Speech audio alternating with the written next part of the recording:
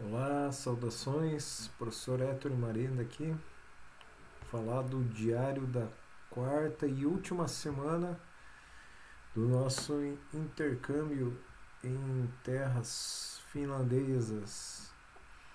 Então vamos lá. Aqui ó, para esse aqui eu vou usar as fotos e vídeos do Instagram, né, para fazer um passo a passo da segunda até a sexta-feira, né, com algum bônus também, né? Que a gente teve muita coisa no caminho todo. Então vamos lá. Segunda-feira fomos apresentados para quem seria a nossa professora por uma semana, a professora Sana Reino, uma pessoa totalmente dinâmica e fora do convencional. Ela não se apresentou para a gente, começou a falar e deixou que a gente tentasse adivinhar quem era ela. Muito assim, tudo que ela apresentou pra gente foi não linear, curioso assim. E eu assim vendo aquela apresentação um pouco confusa, eu pensei, né, eu às vezes eu sou assim com meus alunos também, né? Mas ela estava sendo muito assertiva em deixar a gente desconfortável. Por quê? O tema era inclusão. E a gente tinha que nos sentir como uma pessoa da inclusão, uma pessoa em um ambiente estranho, né? E não foi difícil, a gente estava num país estranho, né? Uma cultura estranha. É, esse desenho aqui, ela fez a gente fazer com a folha apoiada num caderno, em alguma coisa em cima da cabeça. Um autorretrato. Guardar essa foto com muito carinho, assim, né? Porque essa imagem toda destruída, toda fora do lugar, assim, é como uma pessoa vê o mundo, né? O mundo faz sentido para muitas pessoas, né? Para outras não. Então, ela colocou a gente em situações de se locomover com os olhos fechados, guiado pelos colegas. Ela fez a gente criar linguagens para linguagens, por exemplo, não oral para você dar os comandos para a pessoa ir para frente, para trás. E assim a gente teve um momento que dá as nossas dicas para como realizar a inclusão. Aí ela disse assim, what I'm doing here? É o que eu estou fazendo. Eu não, vocês é que estão me dando uma aula aqui, né? A gente falou das coisas que a gente tenta adaptar para a nossa realidade, né? Mas ela contou como na Finlândia assim existiam escolas especiais antes e esse número de escolas especiais tem diminuído e os alunos estão indo para a escola, ficar junto com os alunos. Mais para frente eu vou mostrar que isso acontece nas escolas e a gente viu isso aí acontecer. Para trabalhar em um ambiente difícil como o Brasil, a gente relatou um pouquinho da nossa realidade, assim, né? No Brasil precisamos avançar muito em vários aspectos, especialmente aqueles relativos ao bem-estar na escola. Eu me coloquei no lugar do aluno de inclusão ali, que como pode ser difícil para esse aluno estar uma vida ali ó, na escola. O professor de educação especial, porque um ninja de multitarefas não é um trabalho oficial. Muito bem humorada a professora também, né? Os slides bonitos. Discutimos essas 4 palavras: equidade, igualdade, acessibilidade e pertencimento. A gente discutiu ali ó, o que elas significam para nós e o que elas significam na nossa ação. Sobre o pertencimento eu tive que falar, eu relatei o seguinte: eu não me senti pertencente a uma cultura diferente como eu estava vivendo ali na Finlândia. Contudo, né, ao ir ali na segunda semana para um show de heavy metal, que é uma linguagem universal, né, vários países curtem, ali eu me senti pertencendo, né, com o pessoal ali, né, agitando ali no show. Então, muito interessante, assim, como pertencimento a gente tem que criar maneiras de o aluno pertencer à escola, da escola propagar esse sentimento de pertencimento, né, achar o que há em comum e unir tudo isso, né? Então aqui, ó, desabilidade aqui, ó, riscado diz, né, habilidade, né? Todos somos hábeis a fazer coisas de um jeito diferente, né? E aqui a nossa sala bonita ali que a gente fez um negócio, era uma sala de arte. Eu fiquei sonhando com uma estrutura dessa para trabalhar um dia. É muito, muito interessante a estrutura toda, né? Então, essa foi segunda-feira. É, vamos para terça-feira aqui, ó. Tem alguns rios aqui que a gente fez até com os memes, né? Mas foi o dia que a gente apresentou a nossa masterclass ali, né? Então, essa da outra semana ainda. É, aqui, ó, na terça-feira do nosso dia ali normal, a gente visitou a Liseu, a escola de ensino fundamental.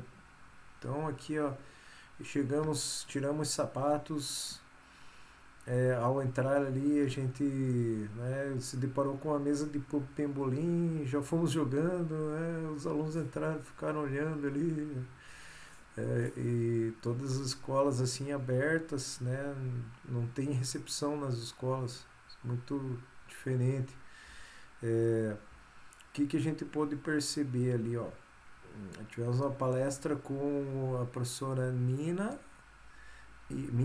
e com o professor que tinha um nome muito difícil. A Sara sempre nos guiando pelos lugares lá. Como trabalhou essa mulher, levando os professores, né? A sala tem a temática, porque cada professor que ensina mais de uma disciplina, ele decora a sala no seu caminho. Essa sala aqui é de literatura, né? Toda sala tem essa TV gigante ali com touchscreen. Aqui nós já estava na terceira sala visitando, uma aula de biologia e geografia, né? Tava o Google Maps aberto ali, a gente mostrou o Paraná, Foz do Iguaçu para os alunos. Os alunos bem envergonhados, não, não interagiram muito conosco, assim, né? Mas os professores conversaram conosco, né? O que eu pude notar, assim, eles ensinam no ensino fundamental tudo que a gente ensina. História, geografia, língua estrangeira, né? Claro que língua estrangeira lá eles têm muito mais, porque é obrigatório o inglês, o sueco e o inglês. E daí tem a opcional que eles escolhem. Então, 4 línguas estrangeiras. E os professores ali nos relataram, né? A gente viu algumas metodologias da professora de biologia e de geografia, era a mesma professora, né? Então a interdisciplinaridade lá eu entendi que acontece assim, né? Eles fazem links com os conteúdos, então os professores são muito interdisciplinares. Essa caixinha aqui é para os alunos deixarem o celular. Tem sido proibido o uso em sala lá por lei na Finlândia. Mas cada aluno tem um notebook, então tranquilo. O livro está lá, a mesa da professora aqui, o mapa da sala que ela faz, como que ela dá nota para como cada um participa. Detalhe do mapa da sala aqui, ó, que eles sentam em dupla e sentam em trio. Achei interessante a configuração da sala, assim. E essa professora essa professora aqui, a primeira lá era Mina, essa aqui era Nina. A Nina tem uma abordagem mais tradicional, ela ensina ali geografia e ciências, biologia, né? E também aulas de saúde. Perguntamos, ela também tá uma aula anterior, no dia anterior ela tinha trabalhado educação sexual com os alunos, ela contou como que ela trabalhou ali. E a sala dela toda decorada com a temática dela. Muito legal. Outro professor que eu não tirei foto da sala dele ali, ele mostrou as aulas, ele falou como é que ele aborda um assunto na aula de física, por exemplo. Ele parte primeiro da prática, do concreto, para depois teorizar. Achei sensacional, porque eu no ensino médio eu comecei a gostar de física, mas eu nunca fui bem em matemática. Mas o meu professor de física ele trazia situações do dia a dia, então eu lembrei do meu ensino médio. Apesar que essa escola aqui ensina fundamental. Fundamental lá é sétimo, oitavo e nono ano. O sexto faz parte da educação primária. E no dia seguinte fomos para a escola da educação primária. Muito legal. Eu coloquei de primeiro aqui o vídeo da sala de música. A música, como parte do ensino, é levado a sério na Finlândia. Então a escola dos pequenininhos, os menorzinhos aqui, ó. O diretor contou pra gente sobre a gestão da escola, o tempo que eles têm para planejar semanalmente. Então os professores reúnem semanalmente para planejar. E a gente contou para ele que isso é impossível de fazer no Brasil. Ele falou, mas como? É uma coisa simples. Aí a gente contou que muitos trabalham em muitas escolas, que os horários não batem, que não sei o que. E dele ficou abismado. Ele pensou, como que pode uma escola dar certo se os professores não planejam juntos, sim? Foi aquele choque cultural. Ele achava que era uma coisa tão simples, né, da realidade dele, e a gente expôs a nossa. Aqui a sala de línguas, estava acontecendo um teste oral, né? Aqui, então a gente entrou quietinho ali. A sala também toda decorada, né? A professora também dava aula de russo lá. Eles falaram que o russo está em baixa, os alunos procuram um pouco, né? Devido principalmente à guerra com a Ucrânia, que é muito impopular lá, né? A sala aqui de inglês e francês. Aí os alunos podem optar por essas questões. Achei interessante registrar os casaquinhos guardados ali. Esse espaço ao lado das salas, não dentro, né? Então não fica aquela poluição visual dentro da sala, fica fora ali. Essas salinhas aqui dos bem pequenininhos, dos menorzinhos. Todo lúdico, brincadeira, assistimos o comecinho da aula lá. Criançadinha muito fofa, né? E muito brinquedo. Mas que me chamou, não brinquedos eletrônicos, brinquedos como Lego, brinquedos criativos, né, que exploram a criatividade, muito brinquedo de madeira também, muito interessante. Aqui eu filmei um pouquinho da sala ali, algum trabalho que eles fizeram com os animais de estimação ali na parede, achei muito interessante ali. Então, toda uma escola muito lúdica. Presenciamos no ginásio ali um jogo em que tinha duas turmas, mas não era um jogo convencional, era um jogo de brincadeirinha mesmo, não era um esporte com regras e tudo mais. Tinha a regra do joguinho lá, era tipo um pique pega, assim, mãe pega. Tinha uma regra lá, mas não era uma coisa que alguém ficasse triste de perder, assim. Eles invertia o papel ali e continuava e a vida que segue, né? Um ginásio muito bonito. Nesse dia, antes da gente chegar ali na escola, a gente teve uma aula de história sobre a cidade de Ramenina, não é este aqui não, foi com a professora Sara. Então é este aqui, ó, o videozinho. A gente teve uma aula bem interessante ali sobre a cidade, o período que eles eram uma província autônoma da Rússia, como a Rússia trouxe a religião ortodoxa, as casas de madeira tradicionais. Foi mostrado o prédio ali que era uma igreja ortodoxa, hoje é um prédio do governo. Então, assim, a gente pode aprender um pouquinho mais da história, né? Aquele cemitério que tem na praça, ele é o cemitério onde está enterrado o pai do Jean Sibelius, né? O maior compositor da Finlândia. A gente aprendeu como eles consideram muito os cachorros, né, os cães. Isso a gente já via por lá mesmo, né, no dia a dia. Muito legal esse amor deles pelos cães. E a Sara foi incrível ali, né? A gente tava num frio de -9, mas ela ficou dando aula pra gente ali porque ela chamou a gente muito cedo com o ônibus. Mas eu como professor de história, eu adorei, apesar do frio, né? Não fiquei reclamando. E nesse mesmo dia ali a gente participou, pós a aula, pegamos o trem lá para a periferia de Helsinki, a cidade de Vanta, e fomos assistir o show do Apocalíptica. Muito legal, porque encontramos pessoas que falam português no caminho, no trem. É, dividimos o Uber com duas refugiadas da guerra da Ucrânia.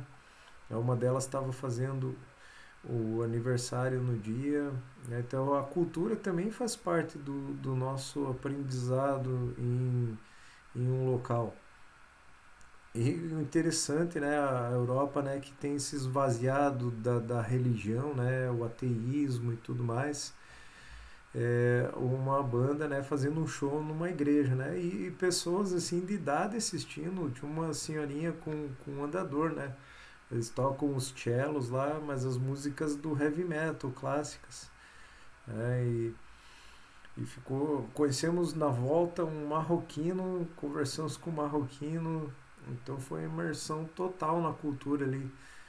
Foi difícil ficar bem acordado no outro dia, né? Mas valeu muito apenas essa imersão cultural aí.